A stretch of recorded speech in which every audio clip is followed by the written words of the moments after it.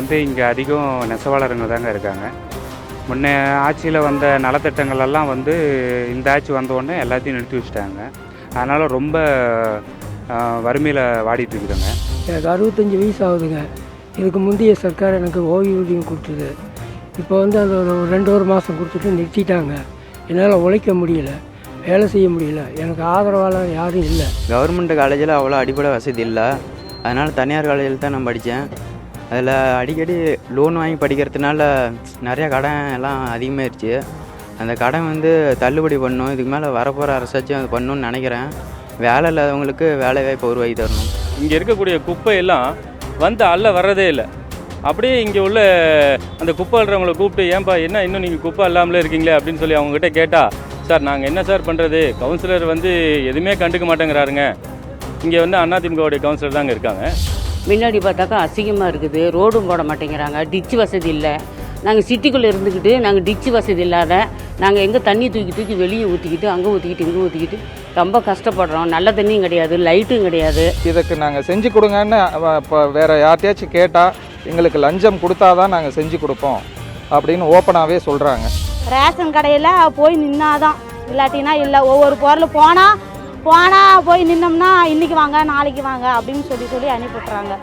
எதுவும் தரது இல்லை சார். 5 வருஷமாக வேலை வாய்ப்பு இல்லை. இந்த கவர்மெண்ட் வந்ததுலேருந்து படிக்க வச்சுட்டு கடன் வாங்கி படிக்க வச்சு இன்ஜினியரிங்கு இப்போ கோழிகளே போட்டு கோழி தொழில் செஞ்சுட்டு இருக்கிறோம்.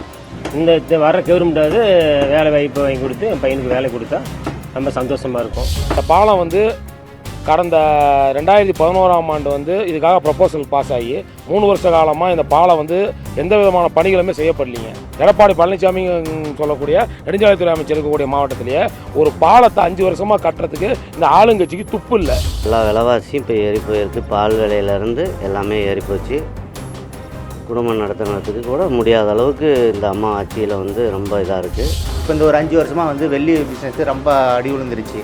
அதனால் வந்து இப்போ எங்களுக்கு வந்து வெள்ளி பிஸ்னஸ் எல்லாம் போயிடுச்சு. முன்னால் 10 கிலோ 15 கிலோ வெள்ளி வரும்.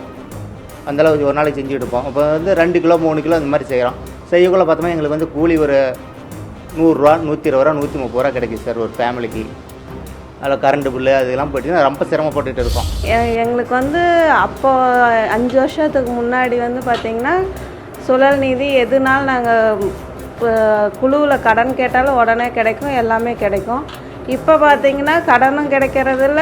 நம்ம போய் நம்ம கேட்டோம்னா கூட எந்த ஒரு அதிகாரி கூட வந்து ஒரு பதில் சொல்கிறது கிடையாது. இப்போ இந்த 5 வருஷமாக எங்களுக்கு கஷ்டத்தில் தான் இருக்குமே தவிர எங்களுக்கு வந்து எந்த ஒரு சலுகையும் கிடைக்கிறது இல்லை.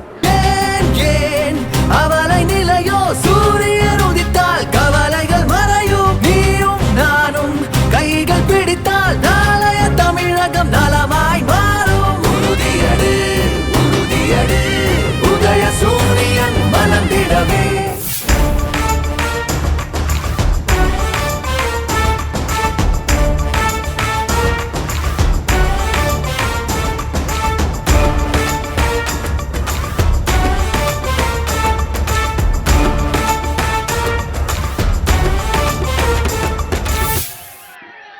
இன்னைக்கு உங்களிடத்துல உதயசூரனுக்கு ஓட்டு கேட்க வந்திருக்கிறேன்னா,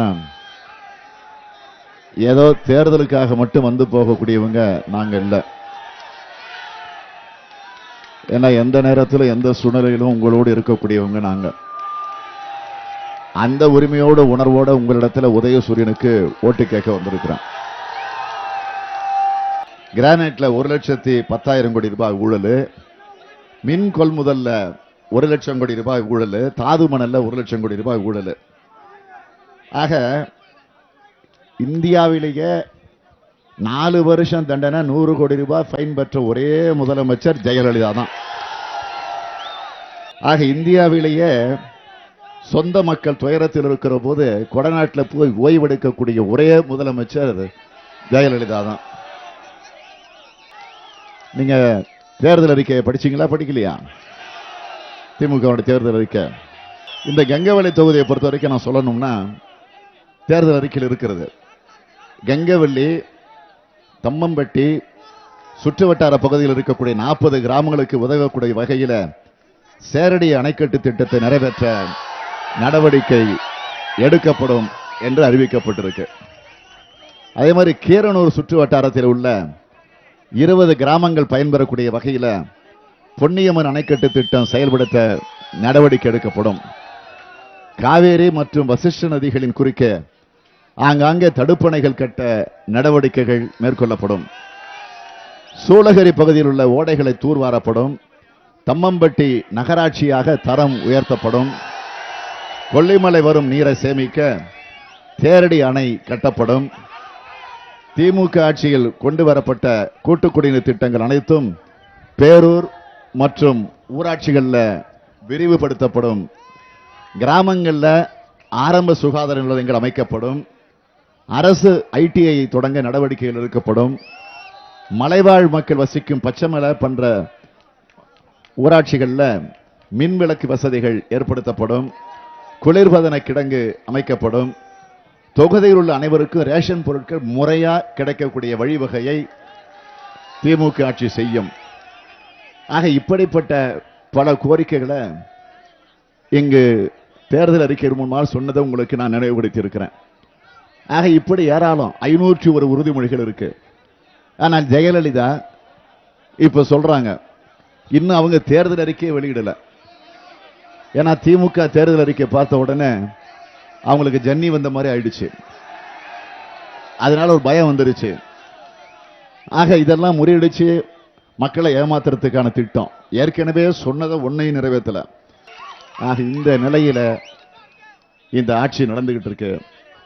எனவே இந்த கொடிய ஆட்சிக்கு, அக்கிரம ஆட்சிக்கு முற்றுப்புள்ளி வைக்கக்கூடிய ஒரு நல்ல நாள் தான் வருகிற 16ஆம் நாள்.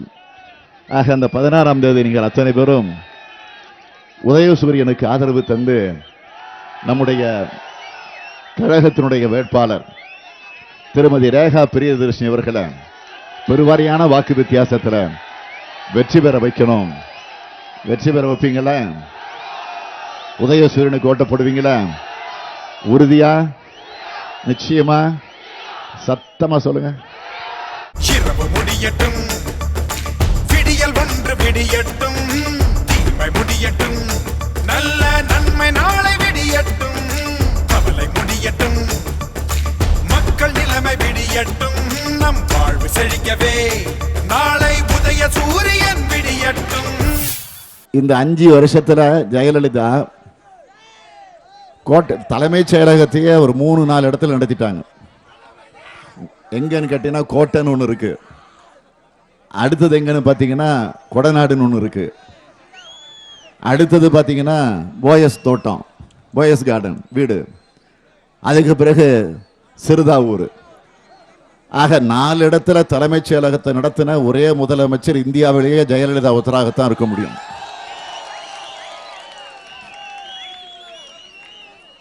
ஆனால் புதிய தலைமைச் செயலகத்தை தலைவர் கலைஞர் ஆட்சியில் இருந்தப்போ கட்டினார். அப்ப கட்டினப்போ ஜெயலலிதா 2011 ஆட்சிக்கு வந்து இப்ப இருக்கக்கூடிய கோட்டைக்கும் புதிய தலைமைச் செயலகத்துக்கும் 2 கிலோமீட்டர் தூரம் இருக்கு. அதனால இந்த தலைமைச் செயலகம் வேண்டாம், புதிய தலைமைச் செயலகம் வேண்டாம் அப்படின்னு அதை ஹாஸ்பிட்டல் ஆக்கினாங்க. ஆக்கிட்டு அங்கதான் கோட்டையில தான் இருக்க போறேன்னாங்க. ஆக 2 கிலோமீட்டர் வேண்டான்னாங்க.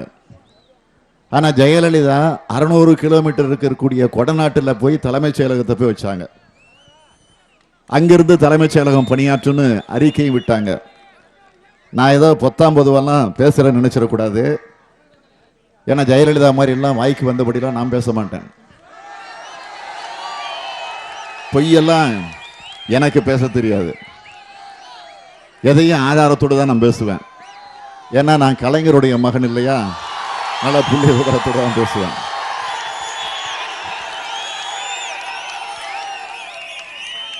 ஜெயலலிதா 10/6/2011 அன்று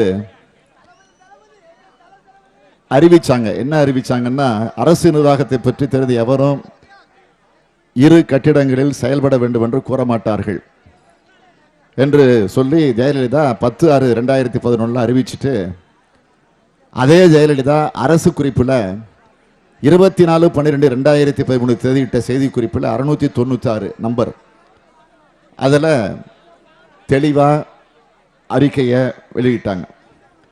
ஆக நீலகிரி மாவட்டத்தில் இருக்கக்கூடிய கொடநாட்டுக்கு செல்கிறார் முதலமைச்சர்.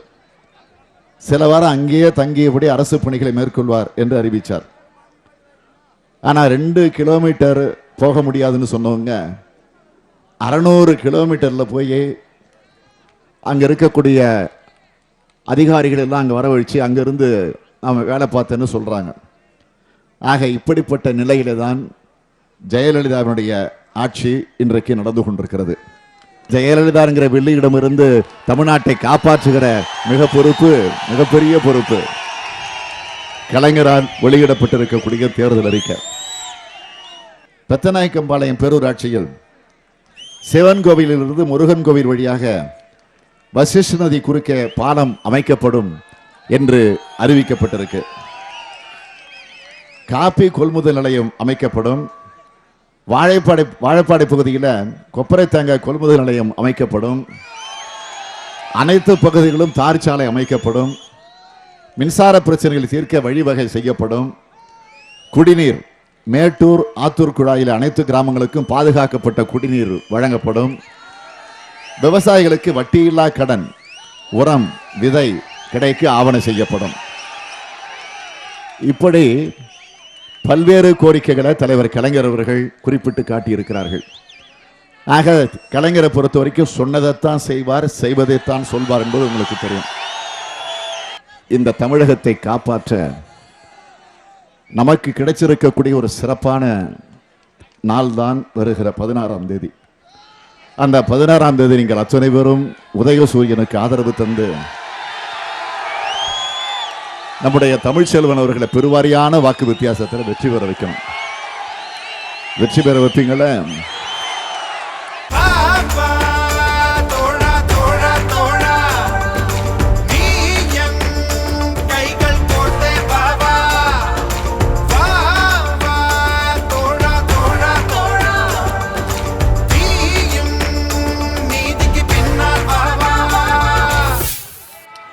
இந்த சேலத்தில் குடிநீர் பிரச்சனை எந்த அளவுக்கு தாண்டவமாடி கொண்டிருக்கிறது என்பது உங்களுக்கெல்லாம் நல்லா தெரியும். 15 நாட்களுக்கு ஒரு முறை தான் தண்ணீர், குடிக்கிற தண்ணி வரக்கூடிய ஒரு சூழ்நிலை. இதற்கு என்ன காரணம்? திமுக ஆட்சியில் இருந்தப்போ, நான் உள்ளாட்சித்துறை அமைச்சராக இருந்தப்போ, கலைஞர் முதலமைச்சராக இருந்தப்போ சேலம் தனி கூட்டு குடிநீர் திட்டத்தை கொண்டு வந்து நிறைவேற்றுவதற்கான முயற்சியில் திமுக ஆட்சியில் இருந்தப்போ ஈடுபட்டுச்சு. ஆனால் இப்போ அதிமுக ஆட்சிக்கு வந்ததற்கு பிறகு அதை அப்படியே கிடப்பில் போட்ட காரணத்தினால தான் இன்றைக்கு குடிநீருக்கு தாண்டவமாடக்கூடிய நிலை இங்கே உருவாகி இருக்கு. இதை பற்றி அமைச்சர்களும் கண்டுக்கல, அதிமுக ஆளுங்கட்சியை சார்ந்த அதிமுக எம்எல்ஏக்களும் அதை பற்றி சிந்திச்சு பார்க்கல. ஆக மக்கள் பிரச்சனைகளை பேசுவதற்கு தானே மாநகராட்சி இருக்கு. தெரு பிரச்சனை, சாலை பிரச்சனை, குடிநீர் பிரச்சனை, கழிவுநீர் பிரச்சனை, விளக்கு பிரச்சனை, இந்த பிரச்சனை பேச. ஆனால் இங்கே ஒரு மாநகராட்சி இங்கே இல்லை, சென்னையில் அப்படி தான், கோயம்புத்தூரில் அப்படி தான், திருநெல்வேலியில் அப்படி தான், தூத்துக்குடியில் அப்படி தான், திருச்சியில் அப்படி, எல்லா மாநகராட்சிகளையும் பார்த்தீங்கன்னா அது மாநகராட்சி மன்றமாக இல்லை, கலாட்டா மன்றமாக, அடிதடி மன்றமாக, சட்டமன்றத்தில் ஜெயா புகழ் பாடக்கூடிய ஜால்ரா மன்றமாக மாறிச்சது. இங்கே என்னன்னா அடிதடி மன்றம் மாநகராட்சிகள். ஏதாவது மக்கள் பிரச்சனை பற்றி பேசுனாங்களா? ஆக எந்த பிரச்சனையும் பேசப்பட முடியாத நிலை தான்.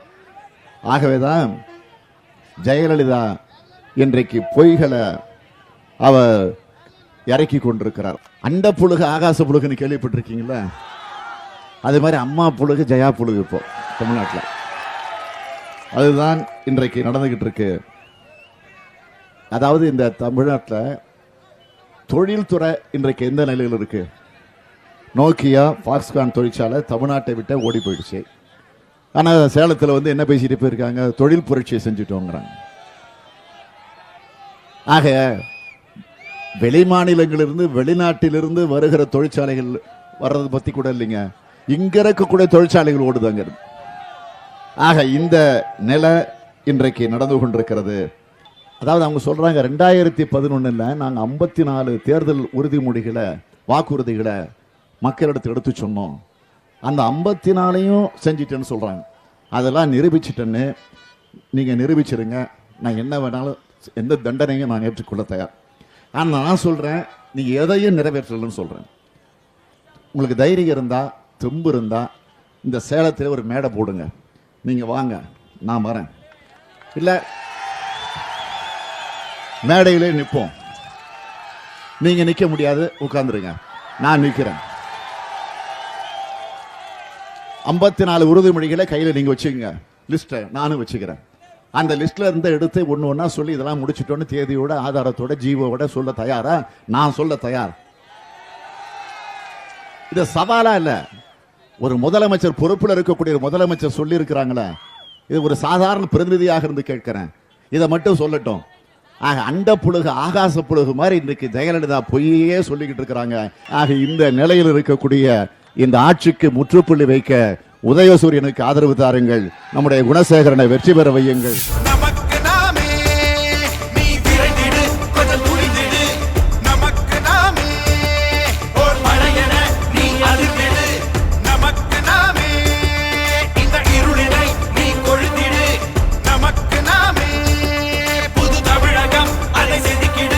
இந்த சேலம் மாநகரம் முழுவதும் அதிமுக ஆட்சியில் சுகாதாரம் எந்த அளவுக்கு சீர்கட்டு போயிருக்குன்னு உங்களுக்கு தெரியும். காலையில் சிலர் வந்து என்னை சந்திச்சாங்க. புற்றுநோய் பரவக்கூடிய ஆபத்து உருவாகி இருப்பதாகவும் அந்த நோயால் பாதிக்கப்பட்டவர்கள் பலர் இறந்து விட்டதாகவும் அதிர்ச்சியான தகவலை என்னிடத்தில் சொன்னாங்க. அதுக்கு அவங்க சொல்லக்கூடிய காரணத்தையும் நான் கேட்டேன். என்ன காரணம், என்ன இப்படி ஆச்சுன்னு கேட்டப்போ சொன்னாங்க, மாவட்டத்தில் 68 கோட்டங்களில் இருந்து அள்ளப்படும் குப்பைகளை கிச்சிப்பாளையம் குப்பை கிடங்களை கொண்டு கொட்டிடுறாங்க. திமுக ஆட்சியின் போது இந்த குப்பை கிடங்க செட்டிச்சாவடி என்ற குடியிருப்புகள் இல்லாத வறண்ட பகுதிக்கு மாற்றி சுமார் 100 கோடி செலவில் தனியார் பங்களிப்போடு கட்டிடங்கள், சுத்திகரிப்பு நிலையம், மறுசுழற்சிக்கான இயந்திரங்களுடன் அமைக்கப்பட்டுச்சு. ஆனால் அதிமுக அரசு வந்ததும் அந்த கடங்கு தீ வச்சு எரிக்கப்பட்டு கட்டிடங்கள் இடிக்கப்பட்டுச்சு.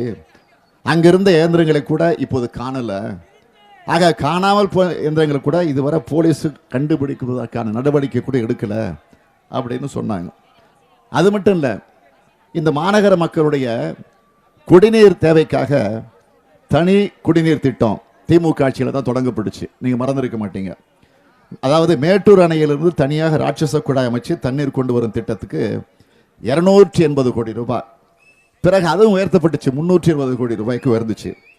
இந்த திட்டத்தை இந்த ஆட்சி இடையில முடக்கி வச்சுது. அதுக்கப்புறம் கடைசி நேரத்தில் இப்போ தேர்தல் வருகிற சூழ்நிலையில் அவசரமாக அந்த அம்மையார் கோட்டையிலே உட்கார்ந்து கொண்டு காணொலி காட்சியில், வீடியோ கான்ஃபரன்ஸில் அந்த காட்சியை திறந்து வச்சது போல ஒரு நிகழ்ச்சியை நடத்தினாங்க. நான் கேட்குறேன், 2 நாளைக்கு ஒரு முறை கிடைக்க வேண்டிய குடிநீர் இன்றைக்கு 10 நாள் 15 நாளைக்கு ஒரு முறை தான் குடிநீர் கிடைக்கக்கூடிய, அதை பெறக்கூடிய சூழ்நிலையில் இந்த மாநகரம் தவித்து கொண்டிருக்கிறது என்பது நீங்கள் அறியாததல்ல. ஆக திமுக கொண்டு வந்த திட்டம் என்பதற்காகவே எல்லாத்திலையும் கிடப்பில் போடக்கூடிய ஒரு ஆட்சியாகத்தான் இன்றைக்கு ஜெயலலிதாவினுடைய ஆட்சி நடந்து கொண்டிருக்கிறது. திராவிட முன்னேற்ற கழகத்தினுடைய தேர்தல் அறிக்கை நீங்கள் எல்லாம் பார்த்துருப்பீங்க, படிச்சிருப்பீங்க. சேலம் லீ பஜார் மற்றும் செவ்வாய்ப்பேட்டையில் ரயில்வே மேம்பாலம் பணி துரிதப்படுத்தப்படும். சேலம் கூட்டுறவு நூற்பாலை இயக்க முழு நடவடிக்கை எடுக்கப்படும். தாய்சேய் நல மருத்துவமனை கட்டித்தரப்படும். திருமணி முத்தாறு மாற்றுப்பாதை திட்டம் செயல்படுத்தப்படும். ரிங் ரோடு திட்டம் நிறைவேற்றப்படும். தொகுதி முழுவதும் சாலைகள் சீரமைக்கப்படும். தொகுதியில் உள்ள குளங்கள், ஏரிகள் தூர்வாரப்படும். கைத்தறி விசைத்தறி தொழிலாளர்கள் நலன் காக்கப்படும். வெள்ளி தொழில் செய்வோரின் கோரிக்கையான வெள்ளி விற்பனையை ஆன்லைனில் தடை விதிக்க வேண்டும் என்ற கோரிக்கைக்கு நிச்சயமாக நடவடிக்கை எடுக்கப்படும். ஆக இப்படி பல்வேறு கோரிக்கைகளை கலைஞர் அவர்கள் தேர்தல் அறிக்கையில் குறிப்பிட்டு காட்டியிருக்கிறார்கள். ஆக கலைஞரை பொறுத்த வரைக்கும் எப்பொழுதும் சொன்னதைத்தான் செய்வார், செய்வதைத்தான் சொல்வார் என்பது உங்களுக்கு தெரியும். உங்களுக்காக உழைக்க, உங்களுக்காக பாடுபட நீங்கள் உத்தரவிட வேண்டும் உதயசூரியனுக்கு. நம்முடைய ராஜேந்திரன் அவர்களை பெருவாரியான வாக்கு வித்தியாசத்தில் வெற்றி பெற வைக்க வேண்டும்.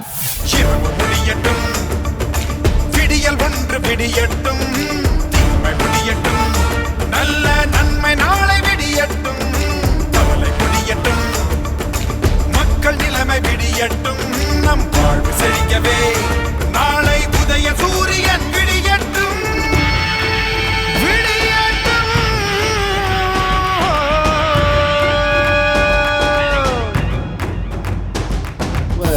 110 அறிவிப்பில் ஜெயலலிதா வெளியிட்டது 2014. அதாவது தேதியோடு சொல்கிறேன், நான் எப்பவும் ஆதாரத்தோடு தான் சொல்லுவேன். ஜெயலலிதா மாதிரி 19 புள்ளிக்கிட்டு போயிட மாட்டேன்.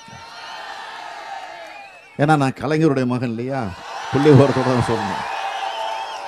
25/7/2014 அன்று 110 அறிக்கையை படிச்சிருக்கிறாங்க சட்டமன்றத்தில். சேலம் 5 சாலை சந்திப்பில் உயர்மட்ட பாலம் அமைக்கப்படும். ஏதாவது ஒரு செங்கலாவது எடுத்து வச்சு வேலை தொடங்கியிருக்கா சொல்லுங்க. அதுவும் 275 கோடி ரூபாய் மதிப்பீட்டில் கட்டப்படும். இந்த புண்ணியவதி புழுகிட்டு போனாங்களே சட்டமன்றத்தில், வந்துச்சா? ஆக வெறும் வெற்று அறிவிப்பாக இருக்கு. 10ஆம் தேதி தலைவர் கலைஞர் தேர்தல் அறிக்கை வெளியிட்டார். நீங்கள்லாம் தொலைக்காட்சியில் நேரடியாக பார்த்துருப்பீங்க. பார்த்தீங்களா, பார்க்கலையா? கழக ஆட்சியில் சேலத்தில் துவக்கப்பட்டு பாதையில் நிறுத்தப்பட்டிருக்கக்கூடிய தொழில்நுட்ப பூங்கா பணிகள் முழுமையாக முடிக்கப்படும். தொகுதியில் உள்ள அனைத்து சாலைகளும் மறுசீரமைக்கப்படும். கிராம பகுதிகளுக்கு போக்குவரத்து வசதிகள் செய்து தரப்படும். கழக ஆட்சியில் கொண்டு வரப்பட்ட தனி குடிநீர் திட்டம் முழுமையாக நிறைவேற்றப்படும். கிடப்பில் போடப்பட்டுள்ள பாதாள சாக்கடை திட்டம் உடனடியாக நிறைவேற்றப்படும். போடிநாயக்கம்பட்டி ரயில்வே நிலையம் அருகில் தரைப்பாலம் அமைத்து தரப்படும். செட்டிச்சாவடி ஊராட்சி திடக்கழிவு மேலாண்மை திட்டம் செயல்படுத்தப்படும். ஆக இப்படி பல்வேறு அறிவிப்புகளை கலைஞர் சொல்லியிருக்கிறார். ஆக கலைஞரை பொறுத்த வரைக்கும் சொன்னதைத்தான் செய்வார், செய்வதைத்தான் சொல்வார் என்பது உங்களுக்கு தெரியும். ஆக ஜெயலலிதா வெறும் மக்களை ஏமாற்றுகிற நிலையில இன்றைக்கு இந்த ஆட்சியை நடத்தி கொண்டிருக்கிறார். ஆக நீங்கள் அந்த பிரச்சனைகளை எல்லாம் மனதிலே பதிவு வைத்துக் கொண்டு உங்களுக்காக யார், உங்களுக்காக பாடுபடக்கூடியவர்கள் யார் என்பதை சிந்திச்சு பார்த்து நம்முடைய வேட்பாளர் பன்னீர்செல்வம் அவர்கள் பெருவாரியான வாக்கு வித்தியாசத்தில் வெற்றி பெற வைப்பதற்கு நீங்கள் எல்லாம் உதயசூரியன் சின்னத்தில் ஆதரவு தந்து மாபெரும் வெற்றியை தேடித்தாருங்கள் என்று உங்கள் அன்போடு கேட்டு விடைபெறுகிறோம். நன்றி, வணக்கம்.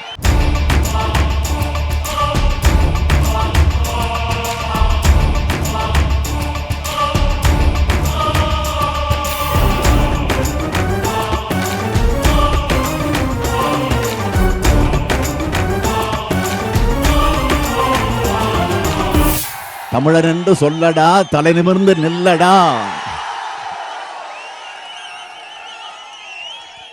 ஆக இன்னைக்கு கம்பீரமாக வந்து உங்களிடத்தில் ஓட்டு கேட்கிறோம். அங்க கூனி குறுகி உட்கார்ந்துருக்கிறாங்களா, நிற்கிறாங்களா, படுத்திருக்கிறாங்களா, முட்டி போட்டு உட்கார்ந்துருக்கிறாங்களா, ஒண்ணுமே புரியலைங்க. அப்படி ஒரு காட்சி எக்ஸிபிஷன்ல கண்காட்சி பொருள் மாதிரி வச்சிருக்கிறாங்க. நேரா பார்த்து கும்பிடுறது மட்டும் இல்லை, குனிஞ்சு கும்பிடுறான், நிமிர்ந்து கும்பிடுறான், அண்ணாண்ட பார்த்து கும்பிடுறான். கேள்விக்குறி மாதிரி. இந்த அசிங்கம், இந்த அநியாயம் இந்த தமிழ்நாட்டிற்கு தேவையா? ஆக இந்த தமிழ்நாட்டை காப்பாற்ற வேண்டும் என்று சொன்னால் 6வது முறையாக நம்முடைய தலைவர் கலைஞர் அவர்கள் தமிழகத்தினுடைய முதலமைச்சராக வந்தாக வேண்டும். அதுக்காகத்தான் உங்களை தேடி நாடி வந்திருக்கிறேன். அதுக்கு நம்மளுடைய ராஜா வெற்றி பெறணும். உதயசூரியன் சின்னத்தில் நீங்கள் ஆதரவு தரணும். முதலமைச்சர் ஜெயலலிதா ஆர்கே நகரில் போட்டி போடுறதுக்கு வேட்புமனு தாக்கல் பண்ணியிருக்கிறாங்க. அது மாதிரி மந்திரிகள்லாம் பண்ணியிருக்கிறாங்க வேட்புமனு தாக்கல். யார் யார் பண்ணாங்கன்னா நான் விளம்பரம்லாம் பேரெல்லாம் சொல்லல, உங்களுக்கே தெரியும். அதில் குறிப்பாக முதலமைச்சராக இருக்கக்கூடிய ஜெயலலிதா 2011 வேட்புமனு தாக்கல் பண்ணப்போ, வேட்புமனு தாக்கல் பண்ணுறப்போ சொத்து கணக்கெல்லாம் எழுதணும், குறிக்கணும் அதில். ஏன்னா அது சட்டம், இப்போ தேர்தல் கமிஷனுடைய விதிமுறைப்படி. ஆக ஜெயலலிதா 2011 அந்த சொத்தை எவ்வளோன்னு சொல்லியிருக்காங்க தெரியுமா? 2011 51.40 கோடி, அதாவது 52 கோடின்னு வச்சுங்களேன், 51.5 கோடின்னு வச்சுங்க. எப்போ? 2011. இப்போ இந்த 5 வருஷத்தில் 2016 இப்போ இன்னைக்கு இப்போ அந்த ஆர்கே நகரில் வேட்புமனு தாக்கல் பண்ணியிருக்காங்க பாருங்க. அப்போ என்ன பண்ணியிருக்காங்க? 117 கோடியே 13 லட்சம். அப்போ 51, இப்போ 117 கோடி. ஆக எப்படி டபுள் மடங்காக இருக்கு பாருங்க. அதே மாதிரி அமைச்சர் கேசி வீரமணி, கல்வித்துறை அமைச்சர், அவரும் இப்போ அமைச்சராக தான் இருக்கிறாரு. 2011 அவருடைய சொத்து மதிப்பு எவ்வளவு தெரியுமா? அவரே ரெக்கார்டு, நான்லாம் சொல்ல. 7,15,00,000. 7,15,00,000. எப்போ? 2011. இப்போ எவ்வளவு தெரியுமா? இப்போ 33 கோடி. ஆக 3 மடங்கு ஏறிடுச்சு. 7 மணி 21 4 மடங்கு ஏறிடுச்சு. 4 மடங்கு ஏறி இருக்கு. அதே மாதிரி இன்னொருத்தர், உங்க மாவட்ட அமைச்சர்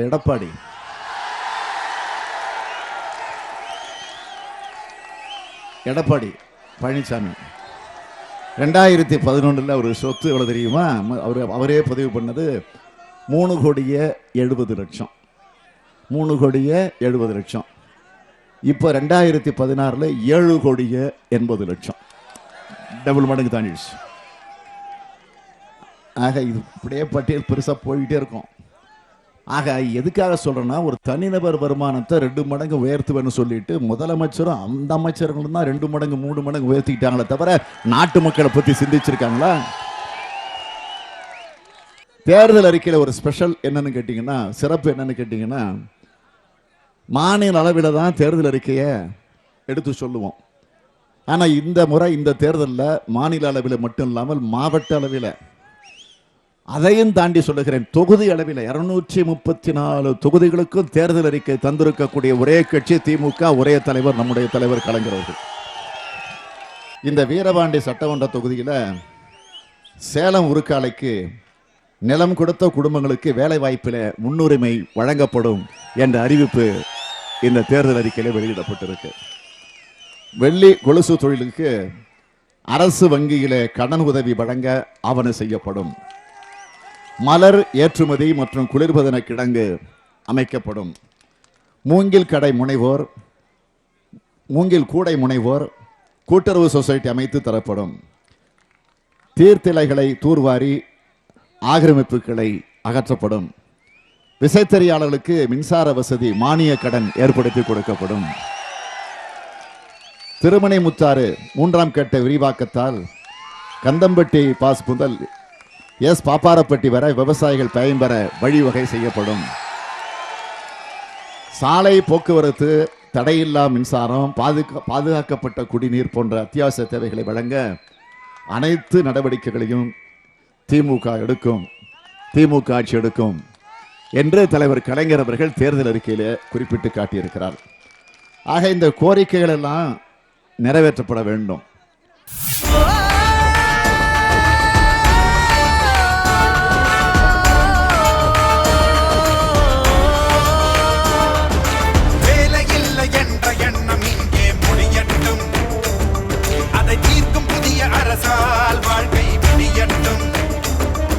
விவசாயத்திற்கென்று தனி பட்ஜெட் போட்ட ஒரு கட்சி திமுக.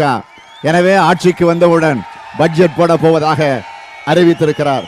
விவசாய தொழில்களுக்காக கிராமப்புற வேலைவாய்ப்பு திட்டம் 100 நாட்களில் இருந்து 150 நாட்களாக உயர்த்தப்படும் என்று அறிவித்திருக்கிறார். கைத்தறி நெசவாளர்களுக்கு 200 யூனிட் இலவச மின்சாரம், விசைத்தறி நெசவாளர்களுக்கு 750 யூனிட் இலவச மின்சாரம் வழங்கப்படும் என்று அறிவித்திருக்கிறார். நெசவாளர்களுக்கு வீடு கட்ட 3 லட்சம் ரூபாய் மானியம் வழங்கப்படும் என்றும் அறிவித்திருக்கிறார். இலவச வேஷ்டி சேல, பள்ளி சீருடைகள் தமிழக நெசவாளர்களுக்கு முன்னுரிமை வழங்கப்படும் என்று அறிவித்திருக்கிறார்.